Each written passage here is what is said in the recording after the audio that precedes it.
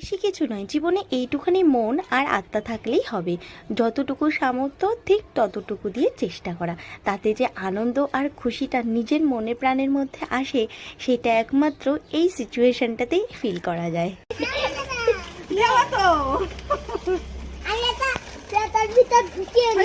পছন্দ?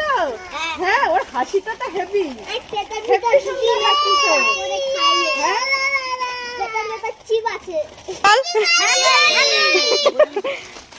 তোমার চিপসটা পছন্দ হয়েছে?